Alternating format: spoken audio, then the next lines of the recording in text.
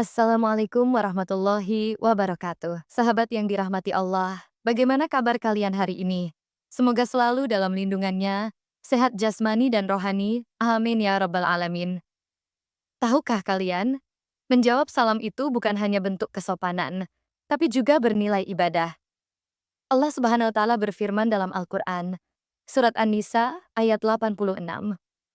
Apabila kamu diberi salam penghormatan, maka balaslah salam itu dengan yang lebih baik, atau balaslah dengan yang semisal. Sungguh, Allah memperhitungkan segala sesuatu. Jadi, jangan lupa tuliskan salam kalian di kolom komentar ya. Mari kita saling mendoakan dalam kebaikan. Sahabat, pada video kali ini, kita akan menyelami sebuah kisah Islami yang penuh hikmah. Kisah yang insya Allah dapat memperkuat iman kita dan menjadi pelajaran berharga dalam kehidupan sehari-hari. Yuk, kita siapkan hati, dengarkan dengan tenang, dan semoga kita bisa mengambil manfaat dari cerita ini. Bismillahirrahmanirrahim. Zahra vs. Perusahaan tambang, hijabnya. Jadi bukti keajaiban Allah. Bab 1. Kampung yang damai dan ancaman baru. Matahari pagi perlahan muncul di balik bukit, menyapu embun yang membasahi dedaunan hijau di kampung kecil bernama Sukamakmur. Udara segar bercampur aroma tanah basah dan rerumputan yang baru saja disirami hujan semalam membuat siapapun merasa damai. Di sisi utara desa, aliran sungai jernih mengalir tenang, memberikan kehidupan bagi sawah-sawah warga yang subur. Suara azan subuh masih terdengar samar-samar dari masjid tua di pusat kampung, meskipun langit sudah mulai berubah menjadi biru cerah.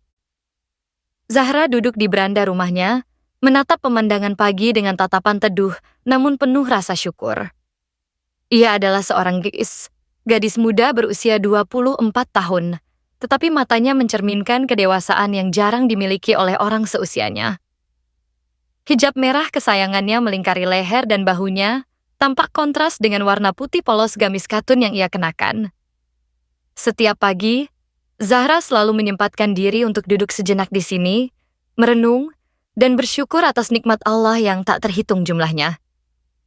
Namun, pagi ini ada sesuatu yang berbeda. Sebuah ketegangan halus mulai merasuki suasana damai itu. Tidak ada yang bisa dilihat secara fisik. Tidak ada awan kelabu atau angin dingin yang mendadak muncul, tetapi ada sesuatu dalam udara yang membuat Zahra merasa gelisah. Ia tidak tahu apa penyebabnya, tetapi firasat buruk itu terus mengendap-endap di sudut hatinya, seperti bayangan tipis yang sulit diabaikan. Beberapa hari lalu, sebuah mobil besar dengan logo perusahaan tambang asing datang ke desa mereka. Para pejabat daerah turut hadir, membawa janji-janji manis tentang kemajuan ekonomi dan lapangan kerja baru. Warga desa awalnya antusias mendengarnya, tetapi Zahra merasa curiga. Ia tahu betul bahwa perusahaan tambang seringkali hanya peduli pada keuntungan, bukan pada keberlanjutan lingkungan atau kebahagiaan warga lokal. Hutan di belakang desa, yang menjadi sumber air utama mereka, akan menjadi target utama penggalian. Zahra tak bisa membayangkan apa yang akan terjadi jika hutan itu hilang. Ia bangkit dari kursi kayunya, meletakkan tasbih yang sedari tadi digenggamnya di atas meja kecil di samping kursi. Matanya tertuju pada hutan yang masih hijau di kejauhan. Angin sepoi-sepoi membelai pepohonan, membuat daun-daun bergoyang pelan, seolah-olah mereka sedang berbisik satu sama lain. Zahra menghela napas panjang, mencoba menenangkan diri. Namun dalam hatinya, ia merasa ada badai besar yang sedang mendekat, bahkan jika saat ini langit masih cerah. Pagi itu, ia memutuskan untuk mengajar ngaji lebih awal. Anak-anak biasanya berkumpul di mushola kecil di ujung desa setelah matahari cukup tinggi. Tetapi Zahra ingin memastikan mereka semua datang hari ini. Ada sesuatu yang harus ia bicarakan dengan mereka. Bukan soal agama saja, tetapi juga soal tanggung jawab menjaga alam sebagai bagian dari ibadah kepada Allah. Ketika ia tiba di mushola, beberapa anak sudah duduk di sana, bermain-main dengan buku-buku kecil mereka. Zahra tersenyum melihat mereka, meskipun senyum itu sedikit dipaksakan. Ia berusaha menyembunyikan kecemasannya agar tidak menular kepada anak-anak. Hari itu, ia mengajarkan surat Al-Ikhlas, ayat yang pendek namun penuh makna. Allah Maha Esa, katanya pelan, Suaranya nyaris bergetar karena emosi yang terpendam. Tidak ada Tuhan selain Dia. Dialah yang Maha Kuasa, yang Maha Mengetahui. Anak-anak mengikuti dengan khidmat, meskipun beberapa dari mereka masih terlalu kecil untuk benar-benar memahami arti dari kata-kata tersebut. Zahra berharap, suatu hari nanti, mereka akan mengerti bahwa keimanan bukan hanya tentang ritual, tetapi juga tentang menjaga apa yang telah Allah titipkan kepada manusia. Sore harinya, ketika Zahra kembali ke rumah, ia mendengar percakapan para tetua desa di warung kopi dekat masjid. Suara mereka terdengar keras, penuh ketegangan. Beberapa dari mereka tampak cemas, sementara yang lain mencoba meyakinkan diri sendiri bahwa proyek tambang ini akan membawa kebaikan bagi desa. Zahra berhenti sejenak di balik pohon besar, mendengarkan tanpa berniat ikut campur. Bagaimana kalau hutan kita rusak? Bagaimana kalau sumber air kita hilang? Tanya salah satu tetua, suaranya gemetar karena marah dan takut. Tapi kita butuh uang, desa kita miskin. Balas yang lain, nada suaranya lebih tinggi, seolah mencoba menutupi ketakutan dengan amarah. Zahra merasakan dadanya sesak. Ia tahu persis apa yang akan terjadi jika proyek tambang ini dilanjutkan. Bukan hanya hutan yang akan hilang, tetapi juga kehidupan warga yang selama ini bergantung pada alam. Namun, ia juga tahu bahwa banyak warga yang takut menentang perusahaan besar seperti itu. Ancaman intimidasi, fitnah, bahkan kekerasan fisik sudah sering terjadi di tempat lain. Ia melangkah pulang dengan perasaan campur aduk. Ada kemarahan, ketakutan, tetapi juga tekad yang mulai tumbuh di dalam hatinya. Zahra tidak tahu apa yang harus ia lakukan, tetapi ia yakin satu hal, ia tidak bisa diam dan membiarkan desanya hancur begitu saja. Malam itu, Zahra duduk di tepi tempat tidurnya, memandangi hijab merah yang tergantung di dinding. Cahaya bulan masuk melalui celah-celah jendela kayu, menyelimuti ruangan dengan cahaya temaram. Ia memejamkan mata, mencoba berdoa dengan segenap hatinya. Ya Allah, bisiknya, suaranya hampir tak terdengar. Aku hanya seorang hamba-Mu yang lemah. Aku tidak tahu apa yang harus kulakukan. Tapi aku percaya, Engkau selalu bersama orang-orang yang sabar. Tolong tunjukkan jalan-Mu padaku. Air mata mulai mengalir di pipinya, tetapi ia tidak menghapusnya. Malam itu, Zahra merasa lebih ringan meskipun beban di pundaknya masih sangat berat. Ia tahu, perjuangannya belum dimulai, tetapi ia juga tahu bahwa ia tidak sendirian. Di tengah kegelapan malam, hijab merah itu tampak berkilauan samar-samar, seolah-olah menyimpan rahasia yang belum terungkap. Zahra tidak menyadarinya, tetapi mungkin itulah awal dari mukjizat yang akan mengubah hidupnya dan seluruh desa. Bab 2. Keputusasaan warga dan keajaiban hijab. Merah. Malam semakin larut, tetapi Zahra masih duduk di beranda rumahnya. Udara dingin menyelimuti tubuhnya, namun ia tidak bergeming. Matanya tertuju pada hutan yang gelap di kejauhan, tempat ribuan kenangan masa kecilnya tersimpan. Ia memikirkan semua yang telah terjadi sejak kedatangan perusahaan tambang itu. Ancaman, ketakutan, dan kebingungan warga yang mulai terpecah. Ada yang mendukung proyek itu karena janji-janji manis uang dan pekerjaan, sementara yang lain menentangnya dengan alasan lingkungan. Namun sebagian besar hanya diam, takut mengambil risiko. Zahra merasakan beban yang semakin berat di pundaknya. Ia bukanlah orang penting di desa ini. Ia hanya seorang guru ngaji muda yang hidup sederhana. Tapi hatinya tidak bisa menerima kenyataan bahwa desa yang ia cintai akan dirusak demi keuntungan segelintir orang. Setiap kali ia membayangkan pohon-pohon rindang itu tumbang, sungai jernih itu kotor, dan udara segar itu tercemar debu, dadanya terasa sesak. Ia mencoba berpikir positif, tapi bayangan buruk tentang masa depan desanya selalu muncul tanpa permisi. Ia menghela napas panjang, lalu meraih hijab merah kesayangannya yang tergantung di dinding. Hijab itu sudah lama menemaninya, sejak ia pertama kali mulai mengajar ngaji di musola kecil. Warnanya yang cerah selalu membuatnya merasa tegar dalam situasi sulit. Namun, malam ini ada sesuatu yang berbeda. Saat ia menyentuh hijab itu, ia merasakan getaran halus, seperti denyut nadi yang lembut. Zahra menatapnya dengan heran, lalu menggelengkan kepala. Mungkin aku hanya lelah, gumamnya pelan.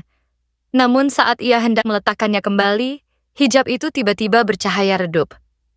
Cahaya itu sangat samar, seperti sinar lilin yang nyaris padam, tetapi cukup untuk membuat Zahra terperanjat. Ia mundur selangkah, hatinya dipenuhi campuran rasa takut dan penasaran. Cahaya itu tidak menyilaukan atau menakutkan. Justru, ia terasa hangat dan menenangkan, seperti pelukan ibu yang melindungi anaknya dari badai. Zahra mencoba memegang hijab itu lagi, dan cahaya itu langsung memudar. Ia merasa bingung, tetapi juga lega. Apakah ini hanya ilusi? Atau mungkin, ini adalah pertanda dari Allah? Ia tidak tahu pasti. Tetapi satu hal yang ia yakini, ada sesuatu yang istimewa sedang terjadi. Esok paginya, Zahra bangun dengan perasaan yang lebih tenang dibandingkan malam sebelumnya. Cahaya hijab merah itu masih membekas di benaknya, memberikan sedikit harapan di tengah keputusasaan yang melingkupi desa. Ia memutuskan untuk pergi ke masjid lebih awal, berharap bisa berdoa dengan lebih khusyuk. Di sana, ia bertemu Pak Haji Surya, seorang ulama tua yang sering memberikan nasihat bijak kepada warga. Meskipun mereka tidak banyak bicara, tatapan Pak Haji Surya tampak penuh pengertian, seolah-olah ia bisa membaca apa yang sedang Zahra rasakan. Setelah sholat subuh, Zahra kembali ke rumahnya. Namun, suasana di desa sudah berubah drastis. Beberapa warga berkumpul di depan warung kopi, wajah mereka murung dan cemas. Ketika Zahra mendekat, ia melihat selebaran besar yang ditempel di tiang listrik. Isinya adalah pengumuman resmi dari perusahaan tambang bahwa mereka akan mulai melakukan penggalian minggu depan. Banyak warga yang marah, tetapi lebih banyak lagi yang pasrah. Mereka merasa tidak punya pilihan selain menerima keputusan itu. Zahra merasakan amarah mendidih di dalam dirinya. Bagaimana mungkin mereka begitu mudah menyerah? Desa ini adalah rumah mereka, tempat mereka dilahirkan dan dibesarkan. Tetapi ia juga tahu bahwa kemarahan tidak akan menyelesaikan apa-apa. Ia harus sabar, seperti yang selalu ia ajarkan kepada anak-anak di mushola. Sabar, tetapi tidak diam. Sore harinya, Zahra memutuskan untuk berjalan-jalan ke hutan. Ia ingin merasakan udara segar terakhir kalinya sebelum mesin-mesin besar datang dan merusak segalanya. Langkahnya pelan, kakinya menapak di tanah yang masih lembab oleh hujan semalam. Suara burung-burung berkicau di pepohonan tinggi, terdengar sayup-sayup, menciptakan harmoni alami yang sulit dilupakan. Namun ada sesuatu yang aneh. Burung-burung itu terdengar lebih ramai dari biasanya, tetapi ketika Zahra menengadahkan kepala, ia tidak melihat seekor burung pun. Hutan terlihat sunyi, meskipun suara mereka terdengar jelas. Zahra merasa bulu kuduknya berdiri. Ia akan coba mengabaikannya, tetapi rasa penasaran membuatnya terus melangkah lebih dalam ke hutan. Di tengah hutan, ia menemukan sebuah pohon besar yang tampak lebih tua daripada pohon-pohon lainnya. Batangnya yang kokoh ditutupi lumut hijau, dan akarnya menjalar ke tanah seperti jari-jari raksasa. Di bawah pohon itu, Zahra melihat sesuatu yang membuatnya tercengang. Sehelai daun besar yang bersinar redup, mirip dengan cahaya yang ia lihat di hijab merahnya semalam. Ia berlutut di dekat pohon itu, tangannya gemetar saat menyentuh daun tersebut. Cahaya itu tidak menyakitkan, tetapi memberikan sensasi hangat yang menenangkan. Dalam hati, Zahra berdoa dengan segenap jiwa raganya. Ya Allah, bisiknya, aku tidak tahu apa yang sedang terjadi. Aku hanya seorang hamba-Mu yang lemah. Tapi jika Engkau mengirimkan tanda ini, tolong berikan aku kekuatan untuk melindungi desa ini. Air mata mulai mengalir di pipinya, tetapi ia tidak menghapusnya. Malam itu, Zahra pulang dengan perasaan yang lebih ringan. Ia tidak tahu apa yang akan terjadi, tetapi ia yakin bahwa Allah sedang memberikan pertandanya. Cahaya hijab merah dan daun bersinar di hutan adalah bukti bahwa ia tidak sendirian dalam perjuangannya. Namun, ketika ia tiba di rumah, ia mendapati beberapa warga sedang berbisik-bisik di depan pintu rumahnya. Mereka menatapnya dengan tatapan curiga, seolah-olah ia adalah penyebab semua masalah ini. Zahra merasakan hatinya remuk. Ia tahu, fitnah dan tuduhan palsu mulai menyebar, tetapi ia tidak bisa membela diri. Ia hanya bisa berdoa agar kebenaran terungkap pada waktunya. Malam itu, Zahra tidur dengan air mata di pipinya. Namun, di sudut kamarnya, hijab merah itu kembali bercahaya redup, seolah-olah memberikan isyarat bahwa pertolongan Allah akan datang, meskipun dalam bentuk yang tidak terduga. BAB 3. Fitnah dan pengucilan. Matahari pagi tampak enggan muncul, tertutup oleh awan kelabu yang tebal. Udara terasa lebih dingin dari biasanya, meskipun musim hujan sudah berakhir beberapa minggu lalu. Zahra bangun dengan perasaan berat di dada. Semalam ia bermimpi buruk, mimpi tentang desa yang hancur, hutan yang gundul, dan warga yang menuduhnya sebagai penyebab semua penderitaan itu.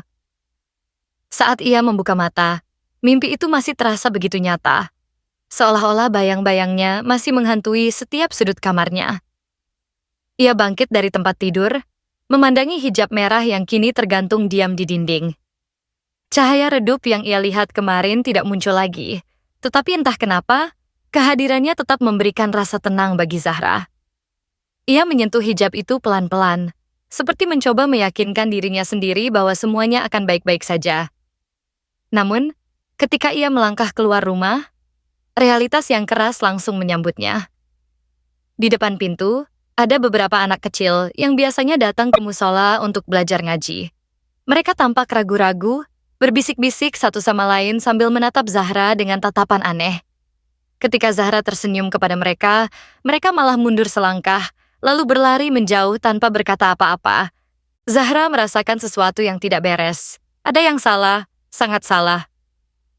Ia memutuskan untuk pergi ke warung kopi dekat masjid, tempat para tetua desa sering berkumpul. Di sana, ia mendengar suara-suara yang lebih keras dari biasanya. Beberapa warga sedang berdebat panas, meskipun tidak ada satupun dari mereka yang melihat ke arah Zahra saat ia tiba. Dari balik pohon besar di dekat warung, ia mendengarkan percakapan mereka dengan hati yang semakin sesak. Katanya Zahra yang provokator, dia yang menghasut warga agar menolak proyek tambang, kata salah satu pria parubaya dengan nada marah. Bukan cuma itu, katanya dia juga melakukan ritual aneh di hutan. Ada yang bilang dia pakai ilmu hitam. Sahut yang lain suaranya penuh kecurigaan. Zahra merasa tubuhnya membeku. Fitnah itu datang begitu cepat, seperti badai yang tak terduga. Ia tidak pernah melakukan hal-hal yang mereka tuduhkan. Ritual aneh, ilmu hitam, apa hubungannya semua itu dengan usaha sederhananya untuk melindungi desa? Tapi Zahra tahu, penjelasan rasional tidak akan cukup untuk membela dirinya. Di desa kecil seperti ini, rumor bisa menyebar lebih cepat daripada api di padang rumput kering. Ia berbalik dan pulang ke rumah dengan langkah gontai. Hatinya dipenuhi amarah, tetapi juga rasa sakit yang mendalam. Bagaimana bisa orang-orang yang selama ini ia anggap keluarga tiba-tiba berbalik menuduhnya? Ia mencoba menenangkan diri dengan membaca Al-Quran, tapi pikirannya terus kembali pada tuduhan-tuduhan itu. Setiap kali ia membayangkan wajah-wajah warga yang dulu ramah, kini penuh curiga, dadanya terasa semakin sesak. Sore harinya, Zahra memutuskan untuk pergi ke sungai. Tempat itu selalu menjadi pelariannya ketika ia butuh ketenangan. Air jernih yang mengalir tenang di antara bebatuan selalu berhasil menenangkan hatinya. Namun, kali ini bahkan suara gemericik air tidak mampu menghapus rasa pedih yang ia rasakan. Ia duduk di tepi sungai, memandangi air yang berkilauan di bawah sinar matahari yang mulai tenggelam. Tiba-tiba, ia mendengar suara langkah kaki di belakangnya. Ia menoleh dan melihat seorang anak kecil bernama Adit, murid ngajinya yang paling muda, berdiri di sana dengan wajah cemas. Adit tampak ragu-ragu, tetapi akhirnya ia maju perlahan dan duduk di samping Zahra. Ia tidak berkata apa-apa, hanya menatap air sungai dengan ekspresi polosnya. Zahra tersenyum tipis, meskipun hatinya masih terasa berat. Setelah beberapa saat, Adit akhirnya berbicara dengan suara pelan. Kak Zahra, aku percaya kakak nggak pakai ilmu hitam. Aku tahu kakak cuma mau jaga desa kita. Zahra merasa air matanya mulai menggenang.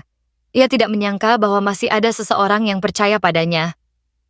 Ia mengusap kepala Adit lembut lalu berkata, "Terima kasih Adit, kakak cuma ingin semuanya baik-baik saja." Namun, momen kecil itu tidak bertahan lama. Ketika Zahra pulang ke rumah, ia menemukan pintu depannya penuh dengan coretan-coretan hitam. Ada tulisan penipu dan pembuat masalah yang dibuat dengan arang kasar. Tangannya gemetar saat ia mencoba membersihkannya, tetapi noda-noda itu sulit hilang. Ia merasa seperti diasingkan, seperti seekor burung yang sayapnya dipatahkan dan dilempar ke dalam sangkar gelap. Malam itu, Zahra duduk di beranda rumahnya, menatap langit yang semakin gelap. Suara jangkrik bersahutan di kejauhan, tetapi tidak ada yang bisa menenangkan hatinya yang hancur. Ia merasa sendirian, terisolasi dari dunia yang dulu ia cintai. Namun, di tengah kegelapan itu, hijab merah di dinding kamarnya kembali bercahaya redup. Cahaya itu tidak terlalu terang, tetapi cukup untuk membuatnya merasa bahwa ia tidak sepenuhnya sendirian. Ia memejamkan mata, mencoba berdoa dengan segenap hatinya. "Ya Allah," bisiknya, suaranya bergetar karena emosi yang terpendam. "Aku tidak tahu apa yang harus kulakukan. Aku hanya seorang hamba-Mu yang lemah, tapi aku percaya Engkau selalu bersama orang-orang sabar. Tolong tunjukkan jalan-Mu padaku." Air mata mulai mengalir deras di pipinya, tetapi ia tidak menghapusnya. Malam itu, Zahra tidur dengan perasaan campur aduk, antara kesedihan yang mendalam, rasa pengucilan yang menyakitkan, dan keyakinan yang samar-samar bahwa pertolongan Allah akan datang, meskipun ia tidak tahu kapan atau bagaimana. Bab 4. Burung-burung tak terlihat. Pagi itu, langit tampak lebih kelabu daripada biasanya. Awan tebal bergumpal-gumpal, seolah menahan beban yang terlalu berat untuk dilepaskan sebagai hujan. Udara terasa lembab dan berat, membuat napas Zahra terasa sesak meskipun ia hanya duduk di beranda rumahnya. Ia memandangi hijab merah yang masih tergantung di dinding kamarnya dari kejauhan. Cahaya redup yang beberapa kali muncul kini sepertinya telah hilang sama sekali. Apakah pertanda itu hanya ilusi? Ataukah Allah sedang menguji kesabarannya dengan cara lain? Zahra mencoba bangkit dari kursi kayunya, tetapi tubuhnya terasa berat, seperti dipenuhi batu-batu kecil yang tak kasat mata. Semalam ia bermimpi tentang burung-burung besar yang terbang di atas desa. Burung-burung itu tidak memiliki wujud fisik, hanya bayangan hitam yang melintas cepat di langit malam. Mereka tidak bersuara, tetapi kehadirannya begitu kuat sehingga Zahra bisa merasakan bulu kuduknya berdiri dalam mimpi itu. Ketika ia terbangun, suara sayap-sayap itu masih terngiang-ngiang di telinganya, meskipun ia tahu bahwa tidak ada burung yang sebenarnya. Ia memutuskan untuk pergi ke hutan lagi. Entah kenapa, tempat itu selalu memberikan jawaban bagi hatinya yang gelisah. Meskipun banyak warga mulai menjauhinya, Zahra tidak bisa meninggalkan hutan yang telah menjadi bagian dari hidupnya. Setiap pohon, setiap akar, bahkan setiap helai daun di sana menyimpan cerita tentang masa kecilnya, tentang ibunya yang dulu sering membawanya ke sini untuk mengajarkan nilai-nilai kehidupan. Namun, ketika ia melangkah masuk ke hutan, suasana terasa berbeda. Ada keheningan yang tidak wajar, seolah-olah alam sedang menahan napas. Biasanya, suara burung berkicau atau angin yang membelai dedaunan selalu mengiringi langkahnya. Kali ini, semuanya sunyi. Bahkan, suara aliran sungai kecil yang biasanya jelas terdengar dari kejauhan pun lenyap tanpa jejak. Tiba-tiba, Zahra mendengar sesuatu, suara sayap yang berdebum pelan, seperti angin yang bergerak cepat di antara pepohonan. Ia menoleh ke segala arah, tetapi tidak ada satupun burung yang terlihat. Suara itu datang dari mana-mana, seolah-olah burung-burung tak terlihat itu sedang mengelilinginya. Jantungnya berdegup kencang, campuran antara rasa takut dan penasaran. Ia mencoba bergerak maju, tetapi kakinya seperti tertambat di tanah. Di tengah kebingungannya, ia melihat cahaya samar di balik pepohonan. Cahaya itu tidak terang, hanya seperti kilatan kecil yang muncul dan menghilang secara bergantian. Zahra mengikuti cahaya itu dengan hati-hati, meskipun setiap langkahnya terasa seperti melangkah ke dunia lain. Akhirnya, ia sampai di sebuah pohon tua yang sangat besar, lebih besar daripada pohon-pohon lain di hutan itu. Batangnya yang kokoh ditutupi lumut hijau, dan akarnya menjalar ke tanah seperti jari-jari raksasa. Di bawah pohon itu, ia melihat sesosok laki-laki tua bersorban putih duduk bersila. Wajahnya penuh keriput, tetapi matanya bersinar dengan kebijaksanaan yang sulit dijelaskan. Zahra tidak pernah melihat orang ini sebelumnya, tetapi entah kenapa, ia merasa seperti sudah mengenalnya sejak lama. Laki-laki itu tersenyum kepadanya, lalu mengangkat tangannya seolah-olah memberikan isyarat agar Zahra mendekat. Zahra ragu-ragu, tetapi akhirnya ia melangkah maju. Ketika ia duduk di depan laki-laki tua itu, suara burung-burung tak terlihat itu tiba-tiba berhenti. Hutan kembali sunyi, hanya ada mereka berdua di tengah keheningan yang nyaris sempurna. Laki-laki itu tidak berbicara. Ia hanya menatap Zahra dengan senyum lembut, lalu mengulurkan tangannya. Di telapak tangannya, ada sehelai daun besar yang bersinar redup, mirip dengan daun yang Zahra temukan kemarin. Ia meletakkan daun itu di tangan Zahra, lalu menutup kedua tangannya dengan telapak tangannya sendiri. Tubuh Zahra tiba-tiba dipenuhi rasa hangat yang menenangkan, seolah-olah semua beban yang ia rasakan selama ini perlahan-lahan mulai menguap. Setelah beberapa saat, laki-laki itu melepaskan tangannya. Ia tidak berkata apa-apa, hanya menunjuk ke arah langit dengan jarinya yang keriput. Zahra menengadahkan kepala dan melihat sesuatu yang aneh. Langit yang tadinya kelabu kini mulai terbelah, seolah-olah awan-awan itu sedang membuka jalan bagi sinar matahari yang ingin menyusup masuk. Cahaya itu tidak terlalu terang, tetapi cukup untuk membuat Zahra merasa tenang. Ketika ia menoleh kembali, laki-laki tua itu sudah menghilang. Tidak ada jejak, tidak ada suara. Hanya ada daun bersinar di tangannya, dan kehangatan yang masih tersisa di telapak tangannya.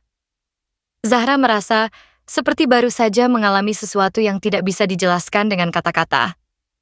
Apakah itu mimpi? Ataukah itu benar-benar pertemuan dengan sosok gaib yang dikirim oleh Allah? Ia pulang ke rumah dengan perasaan yang lebih ringan. Namun ketika ia tiba di desa, ia melihat beberapa warga sedang berkumpul di depan masjid. Mereka tampak cemas, berbisik-bisik satu sama lain. Zahra mendekat dengan hati-hati, mencoba mendengarkan apa yang mereka bicarakan. Ternyata, ada kabar bahwa perusahaan tambang akan mulai melakukan penggalian lebih awal dari jadwal yang diumumkan. Beberapa warga yang tadinya menentang proyek itu kini mulai menyerah karena intimidasi dari preman-preman bayaran perusahaan semakin gencar. Zahra merasakan amarah mendidih di dalam dirinya. Bagaimana bisa mereka begitu mudah menyerah? Desa ini adalah rumah mereka, tempat mereka dilahirkan dan dibesarkan. Tetapi ia juga tahu bahwa kemarahan tidak akan menyelesaikan apa-apa. Ia harus sabar, seperti yang selalu ia ajarkan kepada anak-anak di mushola. Sabar, tetapi tidak diam. Malam itu, Zahra duduk di tepi tempat tidurnya, memandangi daun bersinar yang ia bawa dari hutan. Cahaya itu tidak terlalu terang, tetapi cukup untuk membuatnya merasa bahwa ia tidak sepenuhnya sendirian. Ia memejamkan mata, mencoba berdoa dengan segenap hatinya. Ya Allah, bisiknya, suaranya bergetar karena emosi yang terpendam. Aku tidak tahu apa yang harus kulakukan. Aku hanya seorang hamba-Mu yang lemah, tapi aku percaya Engkau selalu bersama orang-orang sabar. Tolong tunjukkan jalan-Mu padaku. Air mata mulai mengalir deras di pipinya, tetapi ia tidak menghapusnya. Malam itu, Zahra tidur dengan perasaan campur aduk, antara harapan yang samar-samar, ketegangan yang belum usai, dan keyakinan bahwa pertolongan Allah akan datang meskipun ia tidak tahu kapan atau bagaimana. BAB 5, Badai Pasir Misterius.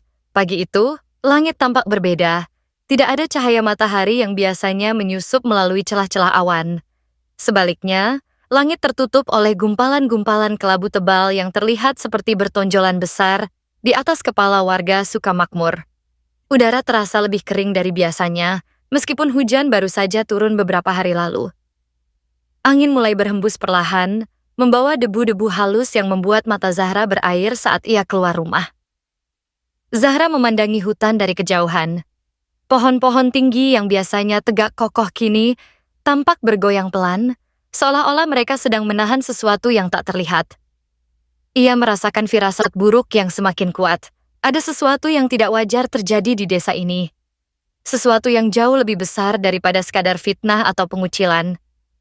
Ia mencoba mengabaikan perasaannya, tetapi rasa gelisah itu terus mengendap-endap di sudut hatinya. seperti bayangan tipis yang sulit diusir. Beberapa warga sudah mulai berkumpul di depan warung kopi dekat masjid. Mereka tampak cemas, berbisik-bisik satu sama lain sambil menatap ke arah hutan. Kabar bahwa alat-alat berat perusahaan tambang akan tiba hari ini telah menyebar dengan cepat. Banyak dari mereka yang tadinya ragu-ragu kini mulai pasrah. Bahkan Pak Haji Surya, ulama tua yang sering memberikan nasihat bijak, tampak murung dan jarang bicara. Zahra tidak bisa tinggal diam. Ia memutuskan untuk pergi ke lokasi tambang yang rencananya akan dimulai hari itu. Meskipun tubuhnya masih lemah, akibat tekanan emosional yang ia rasakan selama beberapa hari terakhir, ia tahu bahwa ia harus melihat sendiri apa yang sedang terjadi. Jika hutan benar-benar akan dirusak, ia ingin menjadi saksi langsung atas kehancuran itu.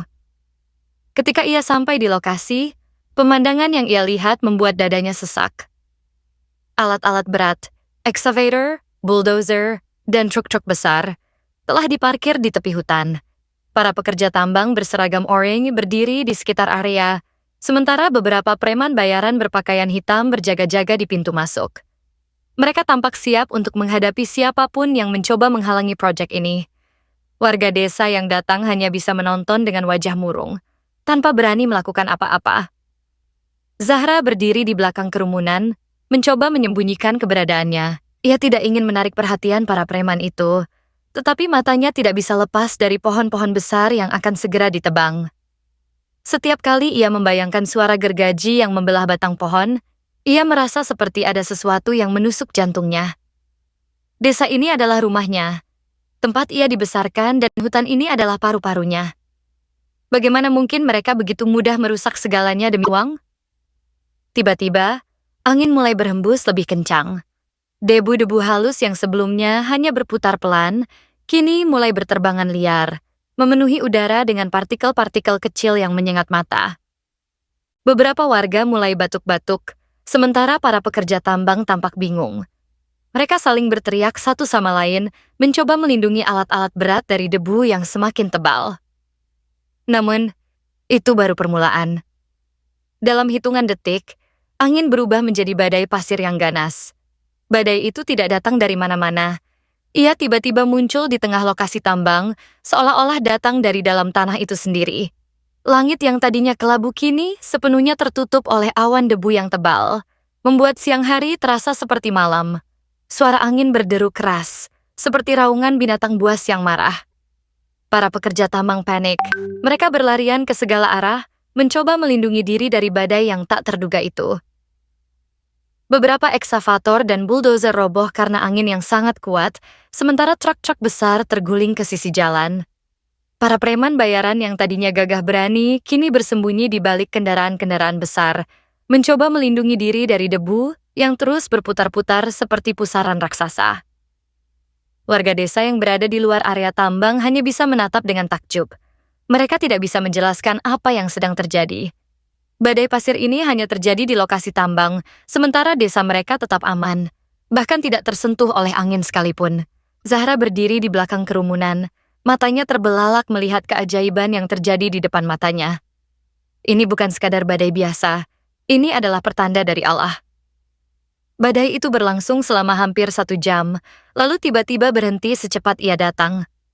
Ketika debu mulai menghilang, pemandangan yang terlihat membuat semua orang tercengang. Semua alat berat yang tadinya siap digunakan untuk merusak hutan kini hancur total. Eksavator-eksavator besar tergeletak tak berdaya, dengan bagian-bagian logamnya bengkok dan rusak. Bulldozer-bulldozer terbalik, sementara truk-truk besar terguling di sisi jalan. Tidak ada satupun alat yang masih bisa digunakan. Para pekerja tambang dan preman-preman bayaran tampak putus asa. Mereka mencoba memperbaiki alat-alat itu, tetapi semuanya sia-sia. Hutan yang tadinya akan dirusak kini tampak utuh, seolah-olah badai itu adalah benteng yang melindunginya. Zahra merasakan air mata mengalir di pipinya. Ia tidak tahu bagaimana cara menjelaskan apa yang baru saja terjadi, tetapi ia yakin bahwa ini adalah campur tangan Allah. Namun ketika ia kembali ke desa, ia menyadari bahwa warga masih belum sepenuhnya percaya padanya. Beberapa dari mereka memandangnya dengan tatapan curiga, seolah-olah ia memiliki hubungan dengan badai pasir itu. Zahra merasa hatinya remuk lagi. Ia tahu bahwa mereka tidak akan pernah mempercayainya sepenuhnya, setidaknya untuk saat ini. Malam itu, Zahra duduk di beranda rumahnya, memandangi hijab merah yang kini tergantung diam di dinding kamarnya. Cahaya redup yang beberapa kali muncul kini sepertinya telah hilang sama sekali. Namun, di dalam hatinya, ia merasa bahwa Allah sedang memberikan jawaban atas doa-doanya. Ia memejamkan mata, mencoba berdoa dengan segenap hatinya. Ya Allah, bisiknya, suaranya bergetar karena emosi yang terpendam. Aku tidak tahu apa yang harus kulakukan. Aku hanya seorang hamba-Mu yang lemah. Tapi aku percaya, Engkau selalu bersama orang-orang sabar. Terima kasih atas pertolongan-Mu. Air mata mulai mengalir deras di pipinya, tetapi ia tidak menghapusnya. Malam itu, Zahra tidur dengan perasaan campur aduk. Antara harapan yang samar-samar, ketegangan yang belum usai, dan keyakinan bahwa pertolongan Allah akan terus datang, meskipun ia tidak tahu kapan atau bagaimana. Bab 6. Hijab merah bercahaya lagi. Malam itu, desa Sukamakmur terasa lebih sunyi daripada biasanya. Setelah kejadian badai pasir misterius yang meluluh lantakkan alat-alat berat tambang, warga mulai membicarakan peristiwa tersebut dengan nada yang bercampur antara takjub dan ketakutan. Namun bagi Zahra, malam ini adalah malam yang penuh pertanyaan tanpa jawaban. Ia duduk di tepi tempat tidurnya, memandangi hijab merah yang tergantung di dinding kamarnya. Cahaya redup yang beberapa kali muncul kini sepertinya telah hilang sama sekali. Apakah semua yang terjadi hanyalah ilusi? Ataukah Allah sedang menguji kesabarannya dengan cara lain? Zahra mencoba menenangkan dirinya dengan membaca Al-Quran. Ia membuka lembaran-lembaran kitab suci itu dengan hati yang bergetar, mencari petunjuk atau isyarat tentang apa yang harus ia lakukan selanjutnya. Ayat-ayat tentang kesabaran, keimanan, dan kekuatan Allah mengalir di benaknya, tetapi ia masih merasa ada sesuatu yang belum terjawab. Ia tidak tahu apakah badai pasir itu benar-benar pertanda dari Allah, atau hanya kebetulan alam yang kebetulan terjadi pada waktu yang tepat. Namun, saat ia menutup mushaf, sesuatu yang aneh terjadi. Hijab merah itu, yang sebelumnya tampak seperti kain biasa, tiba-tiba mulai bercahaya lagi. Kali ini, cahayanya lebih jelas daripada sebelumnya. Cahaya itu bukan hanya sekadar kilatan redup, tetapi lebih seperti pola-pola halus yang bergerak pelan di permukaan kain. Pola-pola itu membentuk garis-garis yang tampak seperti huruf Arab, meskipun Zahra tidak bisa membacanya dengan jelas. Ia merasa bulu kuduknya berdiri, tetapi ia tidak merasa takut. Sebaliknya, ia merasa seperti sedang menyaksikan sesuatu yang sangat istimewa. Zahra berdiri dari tempat tidurnya, mendekati hijab itu dengan langkah hati-hati. Ia mencoba menyentuhnya, tetapi cahaya itu langsung memudar begitu jarinya menyentuh kain. Ia mundur selangkah, lalu mencoba memfokuskan pandangannya pada pola-pola itu. Meskipun sulit dibaca, ia yakin bahwa pola-pola itu adalah ayat-ayat Al-Quran. Namun, ia tidak bisa memastikan ayat mana yang sedang ditunjukkan oleh cahaya itu.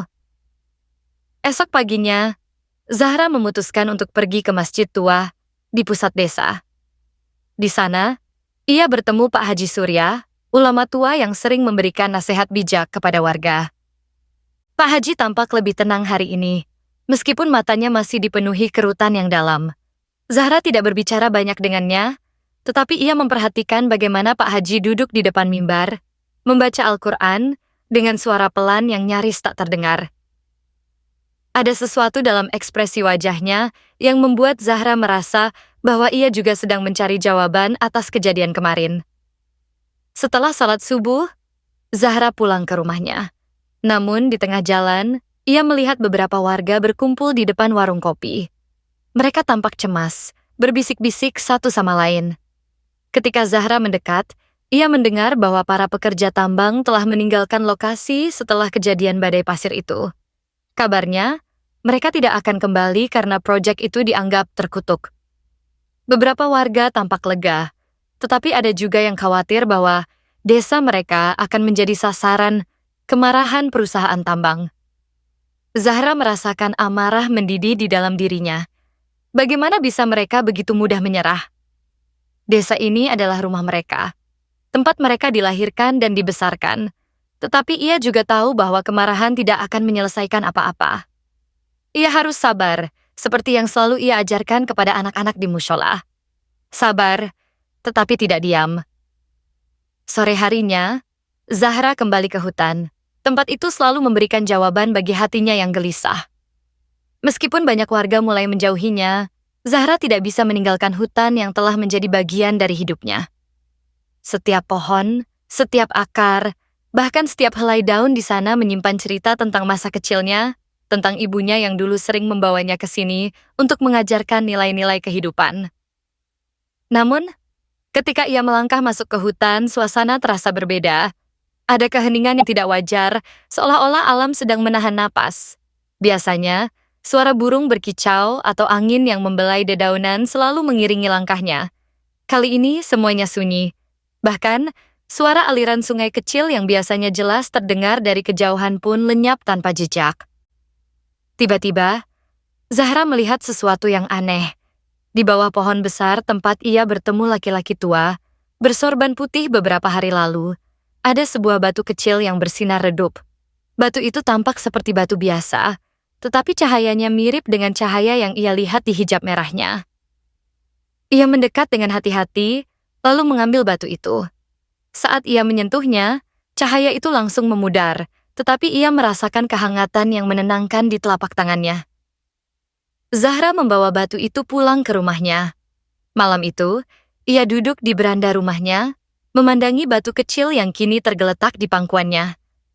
Ia tidak tahu apa arti semua ini, tetapi ia yakin bahwa Allah sedang memberikan isyarat padanya.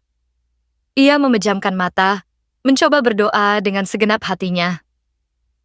Ya Allah, bisiknya, suaranya bergetar karena emosi yang terpendam. Aku tidak tahu apa yang harus kulakukan. Aku hanya seorang hamba-Mu yang lemah. Tapi aku percaya, Engkau selalu bersama orang-orang sabar. Tolong tunjukkan jalan-Mu padaku. Air mata mulai mengalir deras di pipinya, tetapi ia tidak menghapusnya. Malam itu, Zahra tidur dengan perasaan campur aduk. Antara harapan yang samar-samar, ketegangan yang belum usai, dan keyakinan bahwa pertolongan Allah akan datang, meskipun ia tidak tahu kapan atau bagaimana. BAB 7. Arman meninggal dalam keadaan mustahil. Pagi itu, langit tampak lebih cerah daripada biasanya. Awan-awan kelabu yang selama beberapa hari terakhir menutupi desa Sukamakmur perlahan mulai menghilang, digantikan oleh biru lembut yang menyelimuti cakrawala. Namun, bagi Zahra, kejernihan langit tidak sebanding dengan beban di hatinya. Meskipun badai pasir misterius telah menghentikan proyek tambang sementara waktu, ia tahu bahwa masalah belum sepenuhnya usai. Perusahaan tambang pasti akan mencari cara lain untuk melanjutkan rencana mereka, dan warga desa masih terbelah antara ketakutan dan harapan. Zahra bangun lebih awal dari biasanya, berusaha menemukan ketenangan dalam rutinitas sederhana. Ia membersihkan rumahnya dengan gerakan lambat, membiarkan pikirannya mengembara.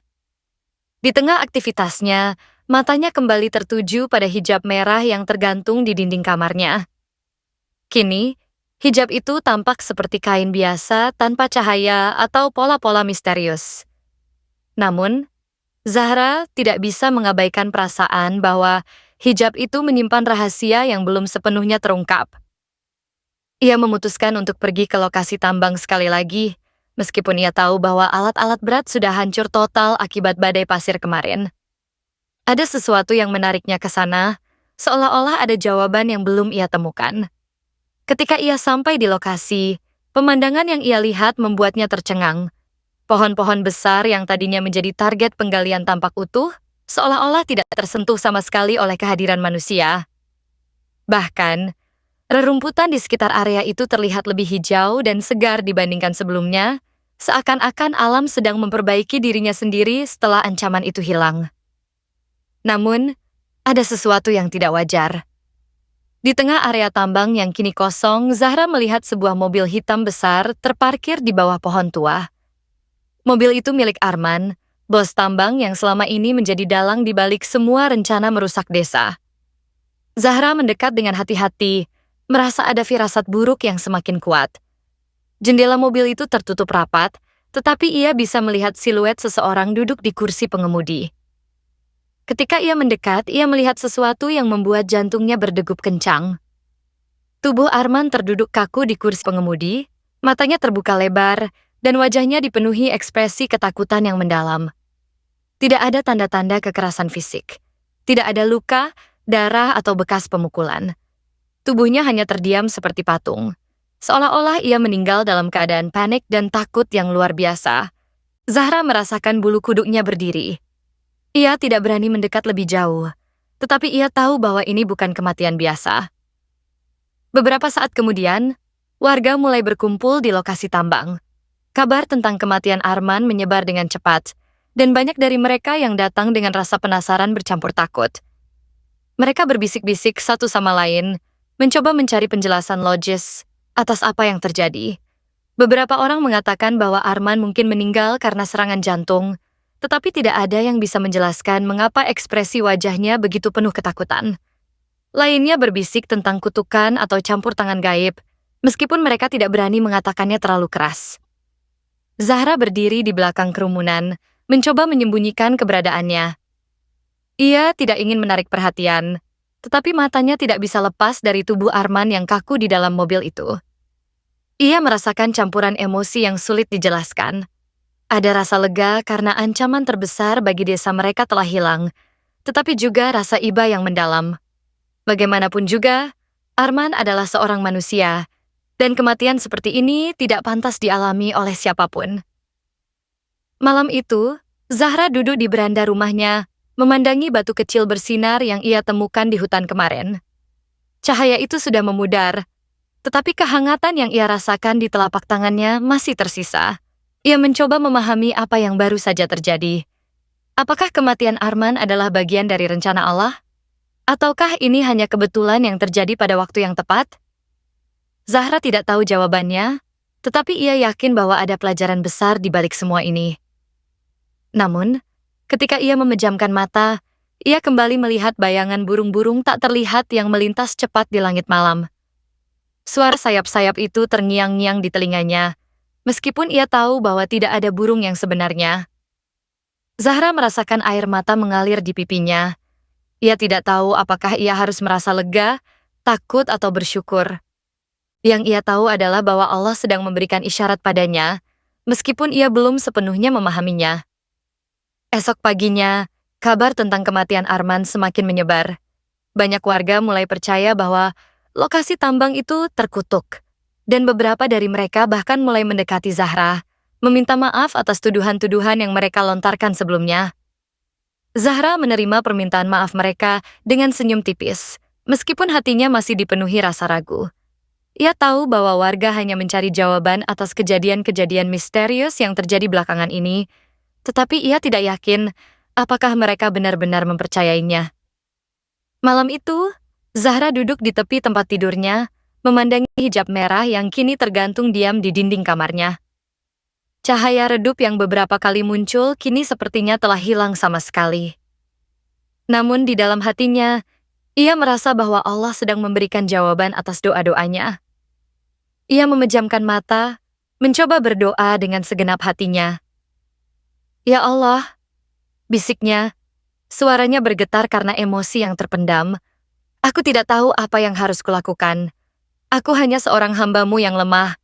Tapi aku percaya, Engkau selalu bersama orang-orang sabar. Terima kasih atas pertolongan-Mu." Air mata mulai mengalir deras di pipinya, tetapi ia tidak menghapusnya. Malam itu, Zahra tidur dengan perasaan campur aduk. Antara harapan yang samar-samar, ketegangan yang belum usai, dan keyakinan bahwa pertolongan Allah akan terus datang meskipun ia tidak tahu kapan atau bagaimana. BAB 8. Perusahaan tambah gulung tikar. Matahari pagi mulai muncul di balik bukit, menyinari desa Sukamakmur dengan cahaya lembut yang jarang terlihat dalam beberapa hari terakhir. Namun, meskipun langit tampak cerah dan damai, suasana di desa masih dipenuhi ketegangan yang tak terucapkan. Kabar kematian Arman, bos tambang yang selama ini menjadi dalang utama rencana perusakan hutan, telah menyebar ke seluruh penjuru desa. Banyak warga yang merasa lega karena ancaman besar itu akhirnya hilang, tetapi ada juga yang masih diliputi rasa takut. Takut akan kemarahan perusahaan tambang atau bahkan kutukan gaib yang mereka yakini menghantui lokasi proyek. Zahra bangun lebih awal dari biasanya, mencoba menemukan ketenangan dalam rutinitas sederhana. Ia membersihkan rumahnya dengan gerakan lambat, membiarkan pikirannya mengembara. Di tengah aktivitasnya, matanya kembali tertuju pada hijab merah yang tergantung di dinding kamarnya. Kini, hijab itu tampak seperti kain biasa tanpa cahaya atau pola-pola misterius. Namun, Zahra tidak bisa mengabaikan perasaan bahwa hijab itu menyimpan rahasia yang belum sepenuhnya terungkap. Ia memutuskan untuk pergi ke lokasi tambang sekali lagi, meskipun ia tahu bahwa alat-alat berat sudah hancur total akibat badai pasir kemarin. Ada sesuatu yang menariknya ke sana, seolah-olah ada jawaban yang belum ia temukan. Ketika ia sampai di lokasi, pemandangan yang ia lihat membuatnya tercengang. Pohon-pohon besar yang tadinya menjadi target penggalian tampak utuh, seolah-olah tidak tersentuh sama sekali oleh kehadiran manusia. Bahkan, rerumputan di sekitar area itu terlihat lebih hijau dan segar dibandingkan sebelumnya, seakan alam sedang memperbaiki dirinya sendiri setelah ancaman itu hilang. Namun, ada sesuatu yang tidak wajar. Di tengah area tambang yang kini kosong, Zahra melihat sebuah mobil hitam besar terparkir di bawah pohon tua. Mobil itu milik Arman, bos tambang yang selama ini menjadi dalang di balik semua rencana merusak desa. Zahra mendekat dengan hati-hati, merasa ada firasat buruk yang semakin kuat. Jendela mobil itu tertutup rapat, tetapi ia bisa melihat siluet seseorang duduk di kursi pengemudi. Ketika ia mendekat, ia melihat sesuatu yang membuat jantungnya berdegup kencang. Tubuh Arman terduduk kaku di kursi pengemudi, matanya terbuka lebar, dan wajahnya dipenuhi ekspresi ketakutan yang mendalam. Tidak ada tanda-tanda kekerasan fisik. Tidak ada luka, darah, atau bekas pemukulan. Tubuhnya hanya terdiam seperti patung, seolah-olah ia meninggal dalam keadaan panik dan takut yang luar biasa. Zahra merasakan bulu kuduknya berdiri. Ia tidak berani mendekat lebih jauh, tetapi ia tahu bahwa ini bukan kematian biasa. Beberapa saat kemudian, warga mulai berkumpul di lokasi tambang. Kabar tentang kematian Arman menyebar dengan cepat, dan banyak dari mereka yang datang dengan rasa penasaran bercampur takut. Mereka berbisik-bisik satu sama lain, mencoba mencari penjelasan logis atas apa yang terjadi. Beberapa orang mengatakan bahwa Arman mungkin meninggal karena serangan jantung, tetapi tidak ada yang bisa menjelaskan mengapa ekspresi wajahnya begitu penuh ketakutan. Lainnya berbisik tentang kutukan atau campur tangan gaib, meskipun mereka tidak berani mengatakannya terlalu keras. Zahra berdiri di belakang kerumunan, mencoba menyembunyikan keberadaannya. Ia tidak ingin menarik perhatian, tetapi matanya tidak bisa lepas dari tubuh Arman yang kaku di dalam mobil itu. Ia merasakan campuran emosi yang sulit dijelaskan. Ada rasa lega karena ancaman terbesar bagi desa mereka telah hilang, tetapi juga rasa iba yang mendalam. Bagaimanapun juga, Arman adalah seorang manusia, dan kematian seperti ini tidak pantas dialami oleh siapapun. Malam itu, Zahra duduk di beranda rumahnya, memandangi batu kecil bersinar yang ia temukan di hutan kemarin. Cahaya itu sudah memudar, tetapi kehangatan yang ia rasakan di telapak tangannya masih tersisa. Ia mencoba memahami apa yang baru saja terjadi. Apakah kematian Arman adalah bagian dari rencana Allah? Ataukah ini hanya kebetulan yang terjadi pada waktu yang tepat? Zahra tidak tahu jawabannya, tetapi ia yakin bahwa ada pelajaran besar di balik semua ini. Namun, ketika ia memejamkan mata, ia kembali melihat bayangan burung-burung tak terlihat yang melintas cepat di langit malam. Suara sayap-sayap itu terngiang-ngiang di telinganya, meskipun ia tahu bahwa tidak ada burung yang sebenarnya. Zahra merasakan air mata mengalir di pipinya. Ia tidak tahu apakah ia harus merasa lega, takut, atau bersyukur. Yang ia tahu adalah bahwa Allah sedang memberikan isyarat padanya, meskipun ia belum sepenuhnya memahaminya. Esok paginya, kabar tentang kematian Arman semakin menyebar. Banyak warga mulai percaya bahwa lokasi tambang itu terkutuk, dan beberapa dari mereka bahkan mulai mendekati Zahra, meminta maaf atas tuduhan-tuduhan yang mereka lontarkan sebelumnya. Zahra menerima permintaan maaf mereka dengan senyum tipis. Meskipun hatinya masih dipenuhi rasa ragu, ia tahu bahwa warga hanya mencari jawaban atas kejadian-kejadian misterius yang terjadi belakangan ini, tetapi ia tidak yakin apakah mereka benar-benar mempercayainya.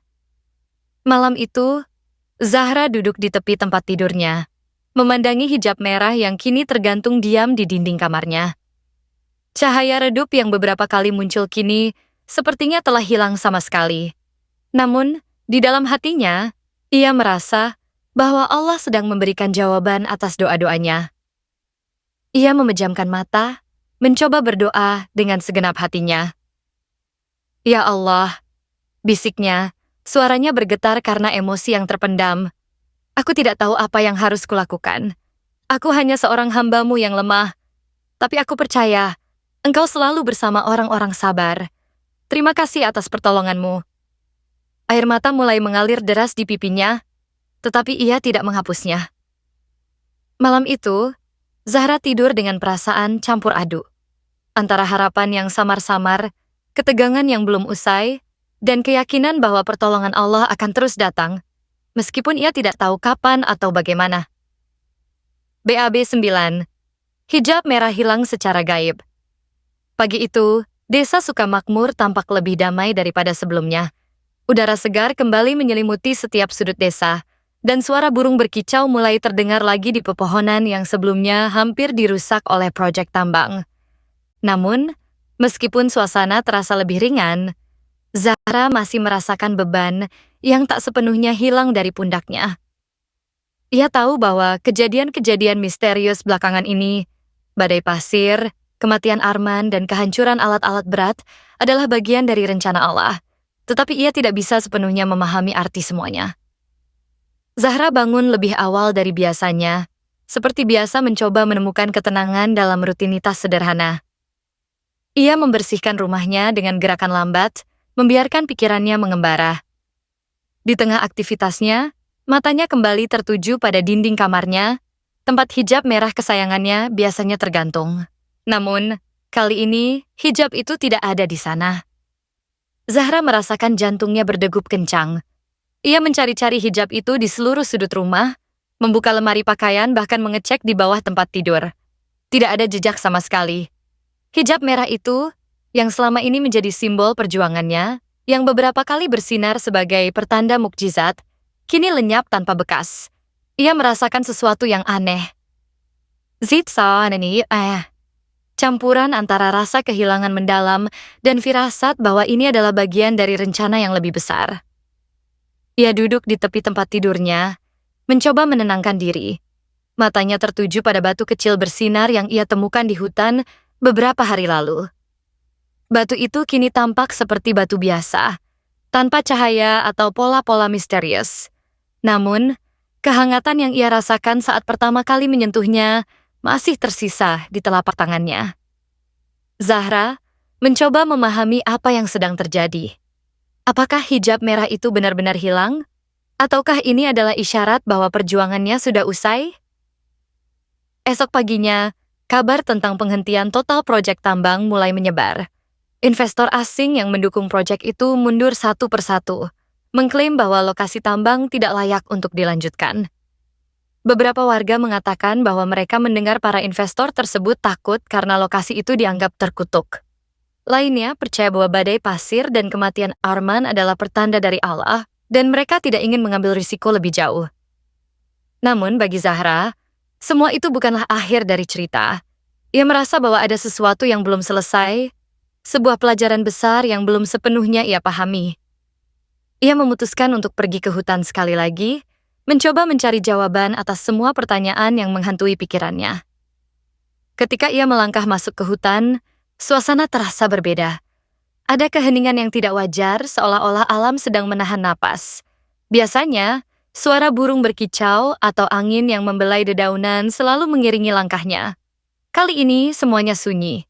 Bahkan, suara aliran sungai kecil yang biasanya jelas terdengar dari kejauhan pun lenyap tanpa jejak. Tiba-tiba, Zahra melihat sesuatu yang aneh. Di bawah pohon besar tempat ia bertemu laki-laki tua bersorban putih beberapa hari lalu, ada sebuah jejak kecil di tanah. Jejak itu tampak seperti bekas pijakan kaki manusia, tetapi ukurannya terlalu kecil untuk menjadi milik orang dewasa. Ia mendekat dengan hati-hati, lalu melihat sesuatu yang membuatnya tercengang. Di tengah jejak itu, ada sehelai benang merah yang tampak sangat familiar. Benang itu adalah bagian dari hijab merahnya yang hilang. Zahra merasa bulu kuduknya berdiri. Ia mencoba menyentuh benang itu, tetapi saat jarinya menyentuhnya, benang itu langsung menghilang seperti debu yang tertiup angin. Ia merasakan air mata mengalir di pipinya.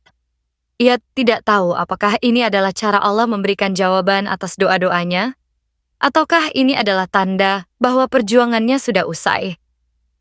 Malam itu, Zahra duduk di beranda rumahnya, memandangi langit yang kini tampak lebih cerah daripada sebelumnya. Bintang-bintang berkilauan di langit malam, seolah-olah mereka sedang memberikan isyarat padanya. Zahra mencoba memahami apa yang baru saja terjadi. Apakah hijab merah itu benar-benar hilang? Ataukah ini adalah bagian dari rencana Allah yang lebih besar? Ia tidak tahu jawabannya, tetapi ia yakin bahwa ada pelajaran besar di balik semua ini. Ia memejamkan mata, mencoba berdoa dengan segenap hatinya. "Ya Allah," bisiknya, suaranya bergetar karena emosi yang terpendam. "Aku tidak tahu apa yang harus kulakukan. Aku hanya seorang hamba-Mu yang lemah, tapi aku percaya Engkau selalu bersama orang-orang sabar. Terima kasih atas pertolongan-Mu." Air mata mulai mengalir deras di pipinya, tetapi ia tidak menghapusnya. Malam itu, Zahra tidur dengan perasaan campur aduk. Antara harapan yang samar-samar, ketegangan yang belum usai, dan keyakinan bahwa pertolongan Allah akan terus datang, meskipun ia tidak tahu kapan atau bagaimana. BAB 10. Damai yang kembali.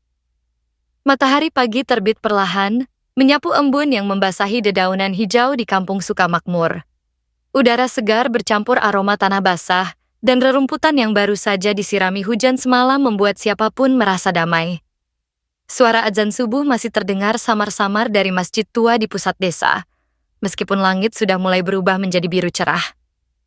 Zahra duduk di beranda rumahnya, menatap pemandangan pagi dengan tatapan teduh, namun penuh rasa syukur. Namun, kali ini ada sesuatu yang berbeda dalam dirinya. Tidak ada lagi beban berat yang menghantui pikirannya.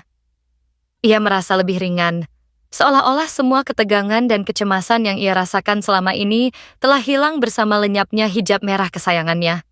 Meskipun ia tidak tahu pasti apa arti semua itu, ia yakin bahwa Allah telah memberikan jawaban atas doa-doanya melalui serangkaian kejadian misterius yang terjadi di desa ini. Beberapa hari setelah penghentian proyek tambang, warga mulai kembali menjalani hidup normal mereka. Pohon-pohon besar di hutan yang tadinya menjadi target penggalian kini tampak utuh, seolah-olah tidak tersentuh sama sekali oleh kehadiran manusia. Bahkan, rerumputan di sekitar area itu terlihat lebih hijau dan segar dibandingkan sebelumnya, seakan alam sedang memperbaiki dirinya sendiri setelah ancaman itu hilang. Sungai yang sempat dipenuhi lumpur akibat aktivitas tambang kini kembali jernih, mengalir tenang seperti dulu. Zahra memutuskan untuk pergi ke lokasi hutan sekali lagi, mencoba mencari jawaban atas semua pertanyaan yang menghantui pikirannya. Ketika ia melangkah masuk ke hutan, suasana terasa berbeda. Ada keheningan yang tidak wajar, seolah-olah alam sedang menahan napas. Biasanya, suara burung berkicau atau angin yang membelai dedaunan selalu mengiringi langkahnya. Kali ini, semuanya sunyi. Bahkan, suara aliran sungai kecil yang biasanya jelas terdengar dari kejauhan pun lenyap tanpa jejak. Namun, di tengah keheningan itu, Zahra merasakan sesuatu yang aneh. Di bawah pohon besar tempat ia bertemu laki-laki tua bersorban putih beberapa hari lalu, ia melihat sesosok bayangan tipis yang berdiri diam.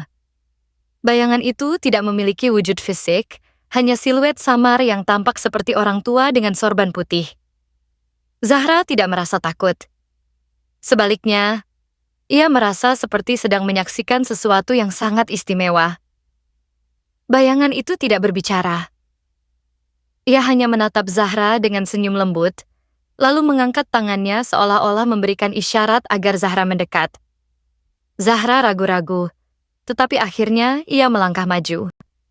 Ketika ia duduk di depan sosok itu, suara burung-burung tak terlihat itu tiba-tiba berhenti. Hutan kembali sunyi, hanya ada mereka berdua di tengah keheningan yang nyaris sempurna.